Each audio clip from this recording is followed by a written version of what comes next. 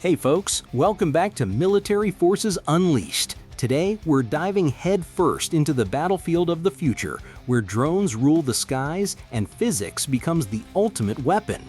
Forget billion-dollar jets. This is a story about how off-the-shelf tech turns some of the most advanced air defenses in the world into glorified paperweights.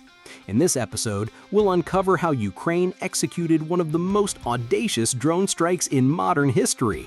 A masterclass in exploiting terrain, weather, and swarm tactics to dismantle Russia's elite S-400 systems. Buckle up, it's going to be a wild ride through low-altitude cat-and-mouse games, frozen electronics, and AI-powered precision strikes.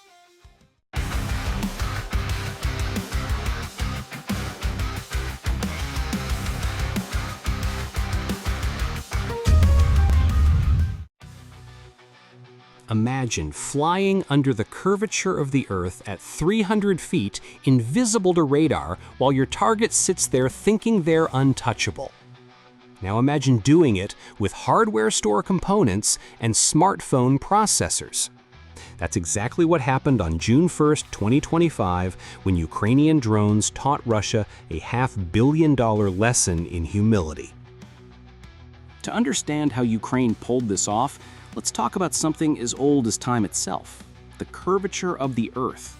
Ground-based radars have a nasty habit of losing sight of objects that hug the horizon. At 300 feet above sea level, the radar horizon shrinks to just 40 kilometers. For context, the S-400's Big Bird acquisition radar boasts a range of 400 kilometers, but only if you're flying high enough for it to see you.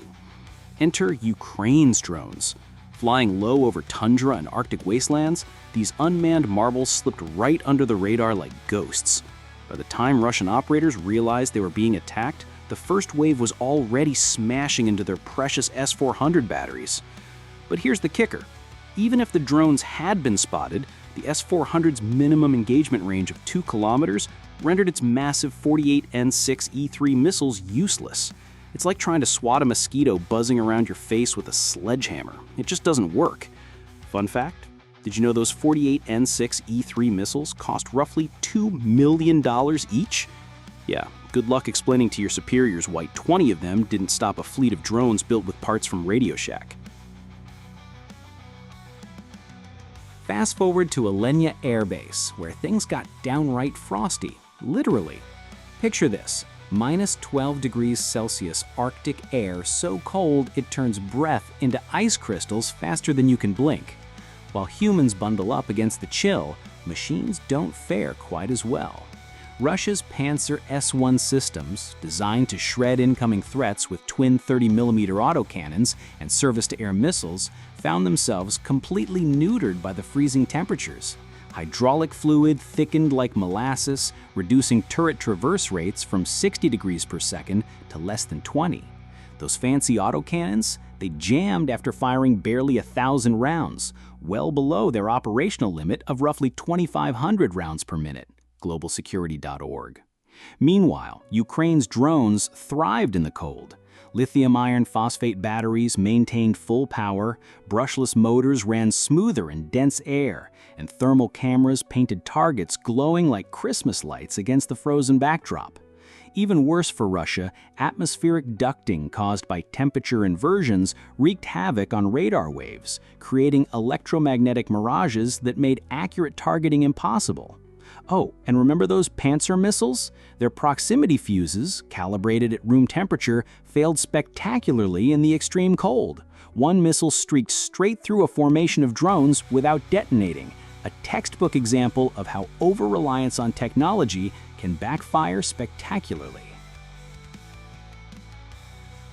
Now, let's talk Diaghilev Air Base, home to multiple overlapping layers of air defense. On paper, it looked unstoppable. S-400 batteries providing long-range coverage, Panzer systems filling gaps, and Krasuka-4 electronic warfare suites ready to jam everything from X-band to K-band. But then came Ukraine's swarm of 31 drones, and suddenly all that integration became more liability than asset. Here's the genius behind the attack.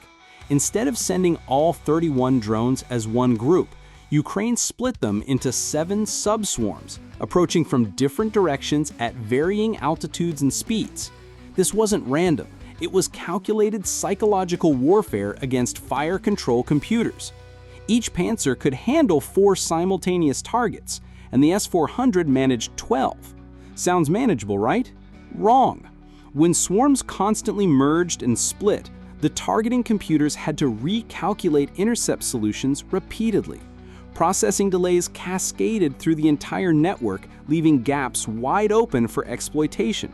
And when Russian forces activated their electronic warfare systems, Ukraine's frequency-hopping drones laughed it off. They changed channels 1,000 times per second, making jamming practically impossible. By the time the dust settled, 17 drones hit their targets within a 2-second window, turning reinforced aircraft shelters into dust. The result? Half the base obliterated, all because Ukraine understood that distributed systems communicating better than centralized ones would win the day. Finally, we come to Ivanovo Air Base, where defenders thought they had every angle covered. R-330ZH Zhitel jammers blanketed the area with GPS denial, broadcasting false signals that would send any normal satellite-guided weapon spiraling into oblivion. Every frequency was jammed, every approach monitored, every system manned. Except, Ukraine's drones weren't using GPS. 18 months of machine learning development likely went into training neural networks to navigate by recognition rather than relying solely on GPS positioning. These drones carried simple processors running image recognition at 30 frames per second, identifying landmarks and structures just like humans do. Decoy aircraft scattered across the base? No problem. The AI spotted inconsistencies in shadows, antenna placements, and heat signatures instantly. And then something truly terrifying happened. The drones began coordinating autonomously via mesh networking. When one drone identified a priority target, every other drone knew about it within milliseconds. They redistributed themselves based on attack angles, warhead types, and target vulnerabilities, all without human intervention. At 06:47 hours, 6 precise breaches in the underground fuel system ignited interconnected pipes like a fuse network, creating a base-wide inferno that burned for weeks. 14 strategic bombers worth $700 million were reduced to twisted metal, all thanks to drones powered by smartphone processors and guided by sophisticated AI algorithms optimized for autonomous operations. So what does this mean for modern warfare? First, raw firepower and expensive hardware mean nothing without adaptability. Russia spent billions building an integrated air defense network, yet Ukraine dismantled it piece by piece using cheap drones and clever tactics. Second, environmental awareness is key. Whether it's leveraging the curvature of the Earth, exploiting extreme weather conditions, or navigating visually in GPS-denied environments, understanding your surroundings gives you a decisive edge. Third, decentralization beats centralization. Distributed systems communicating seamlessly outperformed multi-billion-dollar networks paralyzed by complexity. As Tyler Rogaway might say, simplicity often wins where sophistication fails. At its core, this attack proves that innovation trumps investment. Drones aren't just tools, they're game changers. From slipping under radar to coordinating surgical strikes without GPS, Ukraine showed the world that adaptability and creativity outweigh sheer firepower. If this journey through the skies got you thinking, hit that like button and share your thoughts in the comments. Which military tech should we explore next? Don't forget to subscribe to stay updated. Thanks for tuning in to Military Forces Unleashed. Your support keeps this channel flying high. See you next time as we explore another chapter in military history.